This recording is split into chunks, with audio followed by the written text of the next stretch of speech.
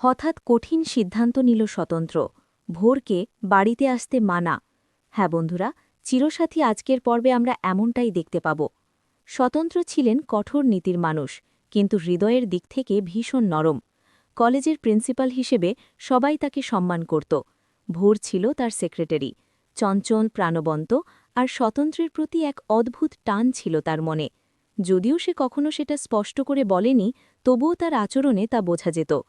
কোমলিনী, স্বতন্ত্রের স্ত্রী, বিষয়টা বেশ কিছুদিন ধরেই লক্ষ্য করছিলেন।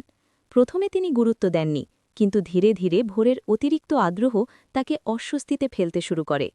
ছোট ছোট বিষয় নিয়েও ভোর বারবার স্বতন্ত্রের কাছে যাওয়া, বাড়িতেও প্রায়ই আসা, এসব কিছুই কোমলিনীর চোখ এড়িয়ে যায়নি।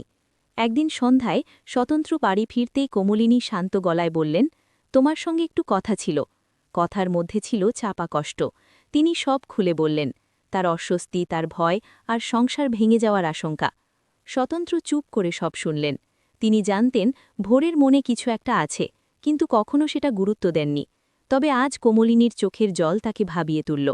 তিনি বুঝলেন এই অবস্থায় চুপ থাকলে পরিস্থিতি আরও খারাপ হতে পারে। পরদিন অফিসে গিয়ে স্বতন্ত্র ভোরকে ডেকে নিলেন। শান্ত কিন্তু দৃঢ় কণ্ঠে বললেন, ভোর, তুমি খুব ভালো কাজ করো, কিন্তু ব্যক্তিগত সীমা বজায় রাখা দরকার। আজ থেকে তুমি আর আমাদের বাড়িতে আসবে না। ভোর প্রথমে হতভম্ব হয়ে গেল।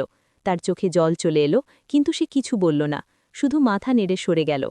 সেদিনের পর থেকে ভোর নিজেকে গুটিয়ে নেয়, আর স্বতন্ত্র বুঝতে পারেন কখনো কখনো কঠিন সিদ্ধান্তই সম্পর্ককে বাঁচিয়ে রাখে। ভিডিওটি ভালো লাগলে অবশ্যই চ্যানেলটি সাবস্ক্রাইব করে পাশে থাকবেন।